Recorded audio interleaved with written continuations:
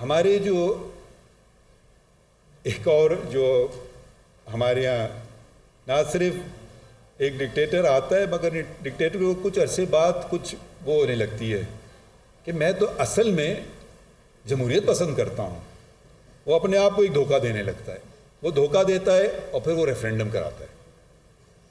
اگر میں مشورہ دوں گا آپ کو, اگر آپ پی ایچ ڈی کریں کہ جب بھی پاکستان کی ریفرینڈم میں کسی ڈکٹیٹر نے الیکشن کروایا تو ہمیشہ وہ 98.4% سے جیتتا ہے.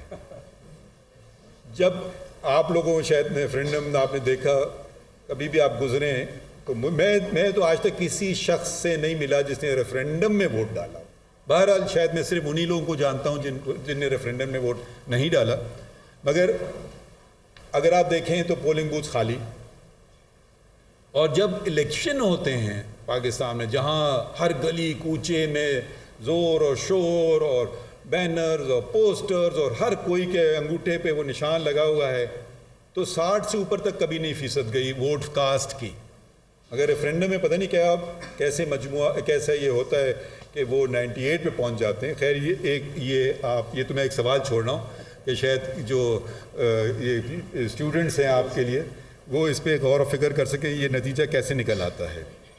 بہرحال ریفرینڈم کے بعد الیکشن جو ہوئے تھے وہ اس الیکشن میں وہ غیر سیاسی نان پارٹی بیسس پہ ہوئے. تو اس وقت کی movement for restoration of democracy MRD نے بائیکاٹ کیا کہ ہمیں یہ منظور نہیں ہے. تو بہرحال الیکشن ہوئے. محمد خان جنیجو صاحب نان پارٹی بیسڈ الیکشنز میں وہ پرائم منسٹر بنے. اب جابر نہ صرف جابر کو ایک اور یہ بھی پسند ہوتی ہے کہ وہ اصلاح کرے. جو اس ملک میں مسلمان تھے وہ مسلمان تھے, ان کو پتہ ہے کون ہوتا ہے مسلمان کون نہیں ہوتا, مگر ایک PCO کے ذریعے انہوں نے مسلمان کی تعریف بھی کر دی. پھر انہوں نے اب وقت آیا آئین کے بحالی کا. اب 85 میں ہم آ رہے ہیں, یہ دن ہے 2 مارچ 1985 کا. یہ آئین کی بحالی کا حکم RCO revival of constitution order. عجیب الفاظ بھی ایجاد ہوتے ہیں, ٹرمز بھی ایجاد ہوتے ہیں. Provisional constitutional order, RCO revival of constitution order, legal frame work order. پتہ نہیں کس کو بیوقوف بنا رہے ہیں یا پوری قوم کو بنا رہے ہیں, مگر لگے قانونی. ہم غیر قانونی کام کریں مگر لگے قانونی. بہرحال یہ قانونی یا غیر قانونی جیسے آپ اس کو سمجھیں, اس RCO نے 65 شقیں آئین کی تبدیل کر دی.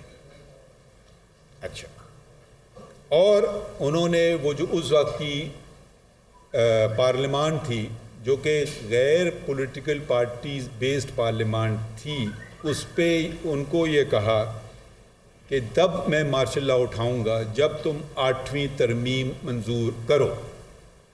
تو 8ویں ترمیم انہوں نے میرے خیال میں جبراً, شاید غیر مناسب الفاظ نہیں ہوگا کہنے کے کہ وہ جبراً انہوں نے کروائی, اور پھر آخر کار مارشل لا اٹھایا گیا 30 دسمبر 1985 میں. مگر اس میں ہمارے جو اس وقت کے ڈکٹیٹر تھے انہوں نے ایک چیز سوچی,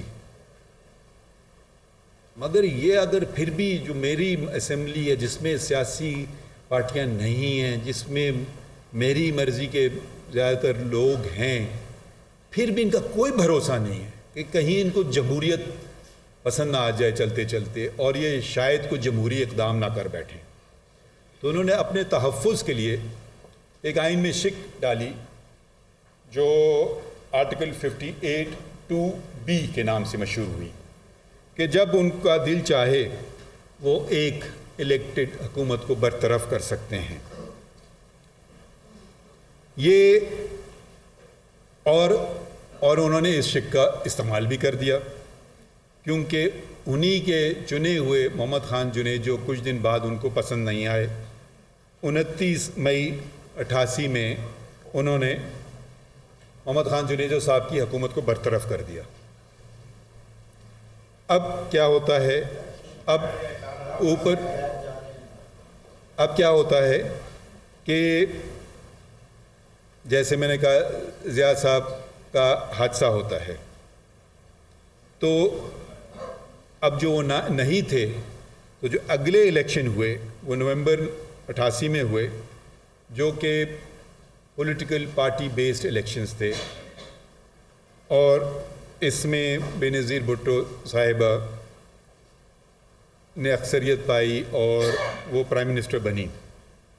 مگر 2-3 باتیں میں یہاں کرنا چاہوں گا کہ یہ جو اختیار انہوں نے بیج، ایک اور بیج بو دیا، نفرت کا بیج آپ اس کو کہیں، کڑوا بیج کہیں، 58(2)B کا 58(2)B کا استعمال خود کر گئے موصوف۔ اس کے بعد جو اگلے صدر تھے غلام اسحاق خان، انہوں نے بھی 58(2)B کا استعمال کیا، بلکہ 2 دفعہ کیا۔ ایک دفعہ بے نظیر بھٹو کی حکومت اور دوسری طرف نواز شریف کی حکومت، تو انہوں نے یہ، ان کو اعزاز ہے کہ انہوں نے 2 دفعہ ایک شخص نے فیصلہ کر لیا کہ یہ غلط ہے۔ تھوڑی سی مجھے شرمندگی بھی ہوتی ہے کہ سپریم کورٹ سراہتی چلی گئیں، یہ اقدام چیلنج ہوئے، یہ ریزولوشن غلط ہے، مگر انہوں نے کہا چلیں آگے بڑھتے ہیں۔ پھر بات چلی، اب ہم آ رہے ہیں ریسنٹ ہسٹری میں۔ 12 اکتوبر 99 میں ایک اور سرکاری ملازم نے سمجھا کہ مجھ سے تو بہتر شخص ہے نہیں، تو اس نے ہر پروکلمیشن آف ایمرجنسی 12 اکتوبر 99 کو اس نے ٹیک اوور کر لیا۔ پھر آپ کو کیا ہوا وہ تو آپ کے سامنے ہے، کیونکہ زیادہ پرانی باتیں نہیں ہیں، مگر انہوں نے 2 دفعہ وار کیا۔ ایک تو 12 اکتوبر 99 کو کیا، پھر انہوں نے دوسرا وار کیا، وہ تھا 3 نومبر 2007 میں، جب انہوں نے ایمرجنسی نافذ کی۔ 2-3 چیزیں ساتھ کی۔ عام طور پہ تو جس کو کوئی تکلیف ہوتی ہے وہ عدالت کا دروازہ